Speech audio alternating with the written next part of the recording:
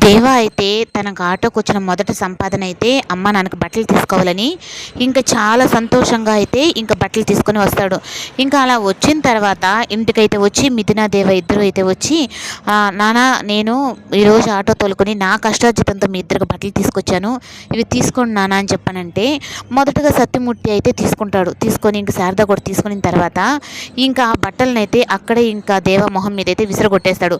అసలు నువ్వు మా కొడుకువే కాదని చెప్పని నేను అంటుంటే మళ్ళీ బట్టలు అని చెప్పని మళ్ళీ రాకపోకలు ఎందుకు పెడుతున్నావు నువ్వు అని చెప్పనని ఇంకా మిథున చాలా కోపం వచ్చి దేవ తను మారి తను సొంతంగా ఆటో తోలుకుంటూ మీకు బట్టలు తీసుకొచ్చి అమ్మా నాన్నగా అని చెప్పనంటే అర్థం చేసుకోవాల్సింది పోయి కాకుండా మీరు ఇలా ప్రవర్తిస్తారని నేను అనుకోలేదు మావయ్య అని చెప్పనని రాదేవా వెళ్దాము, వీళ్ళు ఎంతకీ మనం చెప్పిన వీళ్ళు అర్థం చేసుకునే స్థితిలో వీళ్ళు లేరులే అని చెప్పనని తనైతే అంటుంది.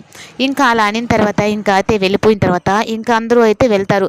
ఇంకా దేవ మిథున అయితే ఆ బట్టలు ఇంటికి తీసుకెళ్లకుండా గడపట్లోని మీ కొడుకుని మీరు ఆశీర్వదించాలి అనుకుంటే ఈ బట్టలు తీసుకోండి అని చెప్పని గడపట దగ్గర పెట్టి మిథున అయితే వెళ్తుంది. ఇంకా అందరూ వెళ్ళిపోయారు అని చెప్పని అనిన తర్వాత ఒక నైట్ టైంలో అయితే వచ్చి ఇంకా సత్యమూర్తి శారద అయితే ఆ బట్టలను పట్టుకొని చాలా సంతోషపడతారు. ఎందుకంటే నా కొడుకు కష్టంతో తెచ్చిన గుడ్డలు ఇవని చెప్పనని అటు సత్యమూర్తి సంతోషపడతాడు, శారద కూడా. అయితే వీళ్ళిద్దరూ వాళ్ళు తీసుకోలేదు అని చెప్పని చాలా బాధపడుతూ ఉంటే ఇంకా ఆ బట్టలు వాళ్ళిద్దరు తీసుకోవడం చూసి దేవా మిథున అయితే చాలా సంతోషిస్తారు.